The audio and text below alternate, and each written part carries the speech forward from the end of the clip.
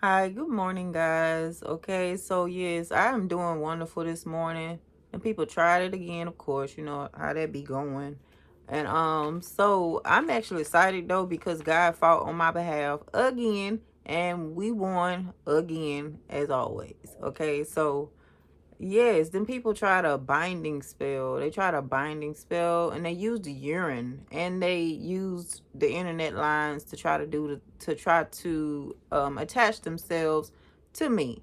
And this is one thing about God. He does sometimes put me on the front line. I used to do it to myself the most often. I think I would like do that to myself. I would put myself on the front line. But as of lately, I've been just letting God do it because when God do it, I feel like it's better. But I used to wonder, why did I do that whenever I would do that? I would put myself on the front line. Like, that's because that's where I was supposed to be, on the front line. And I didn't know it. I was mostly always trying to be in the back, but God be putting me on the front line. And yeah. And when I come back from that front line thing, that whatever he put me in during that time, I always come back with all types of stuff. I come back with more wisdom. I come back with more power. I come back with more strength, more understanding. I just come back with some really cool gadgets, okay, for my soul and for my spirit, for the next war, for the next battle that I'm getting ready to go into. And like I said, the internet is a portal. The internet is a portal. The phone lines are portals. So be careful with that. Spirits and things like that, like the flow through things like that. They don't have bodies and whatnot. So be careful when you are talking to people online. This was one of the frontline things that I had to do, but I had to see that. And I seen that it was this one lady too that be messaging me.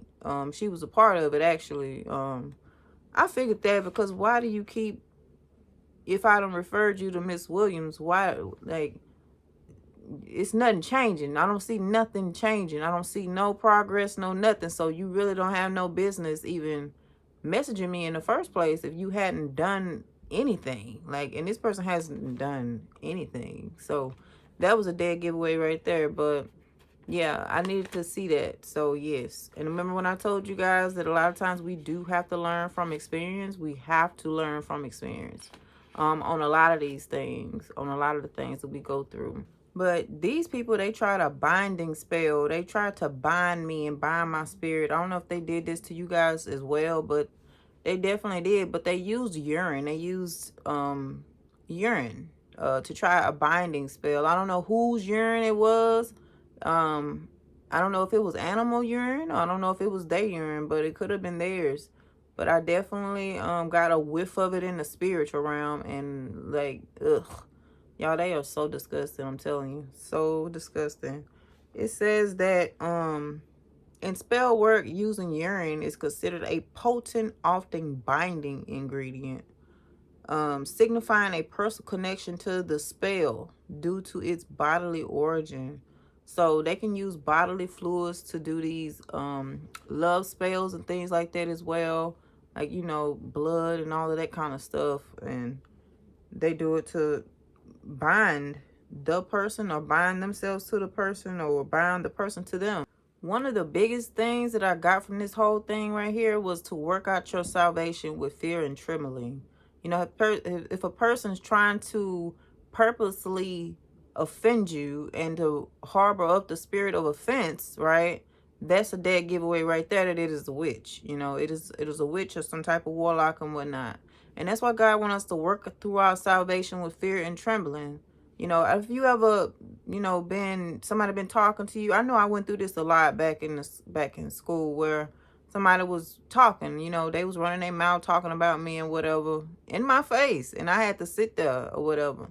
But I would kind of shake a little bit. That was my flesh because my flesh wanted to rise up and do or whatever or say whatever, but the Holy Spirit would not let me do it. It was times when I wanted to do and say certain stuff, but the Holy Spirit wouldn't let me do it. And then I believe it was a part of me too that just wouldn't let me do it a lot of the times. I had my times when I could actually say something. It was a time for that.